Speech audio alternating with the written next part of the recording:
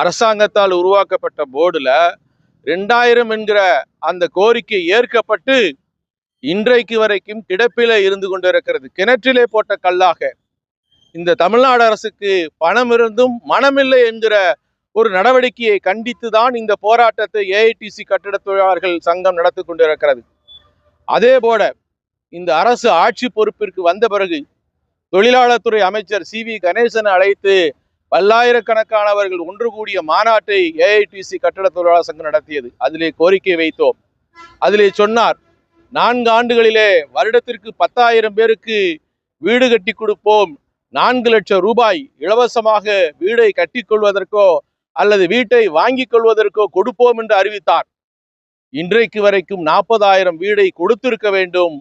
1000 பேரை கூட கொடுக்காத நிலை.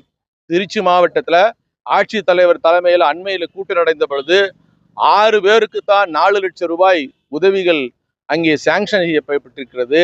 12 பேர் காத்திருப்பு பட்டியலில் வந்திருக்கிறது என்று சொன்னால் இந்த பணம் எங்கே போகிறது?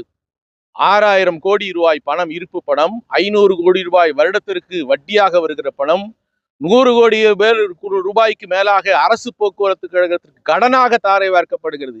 இப்படி தொழிலாளிகளுடைய பணம் விரயமாக்கப்பட்டு கொண்டிருக்கிறது. ஒருவேளை இந்த ஆட்சிக்கு கெட்ட பெயர் ஏற்படுத்த வேண்டும் என்பதற்காக IAS அதிகாரிகள் திட்டமிட்டு சதி செய்கிறார்களோ என்கிற ஐயப்பாடு எழுகிறது.